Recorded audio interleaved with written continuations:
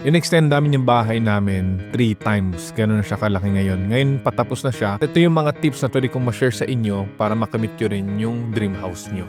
Una is wag na wag kang bibili ng isang bahay nang hindi ka pa nagiging renter. Magsimula ka muna mag-rent. Ang tanong is bakit? Dahil hindi mo malalaman ang gusto mong bahay until na hindi ka lumipat ng maraming type of houses. Kasi pag nagpagawa ka kagad ng dream house mo na hindi ka pa nakapag-try ng iba't ibang house 3 times, 4 times, 5 times na apartment or house for rent, hindi mo pa alam yung gusto mo talaga. Hindi mo alam kung gaano kalaking kwarto talagang gusto mo. Gusto mo ba yung office mo malapit lang sa bedroom mo? Hindi mo alam kung gaano kalaking closet talagang want mo and everything. Marami kang ma-realize kapag re-renta ng bahay dahil doon mo malalaman kung ano talagang gusto mo. Pangalawa, pero this is risky. Kung meron kang gustong lupa or gustong house and lot, kahit ano pa man yan, mag-down ka agad.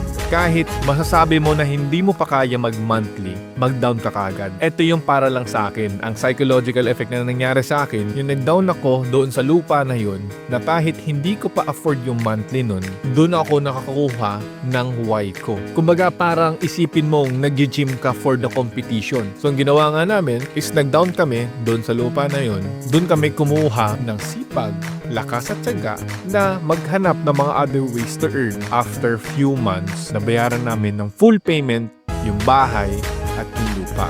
At dahil doon is napa-extend pa namin yung bahay namin.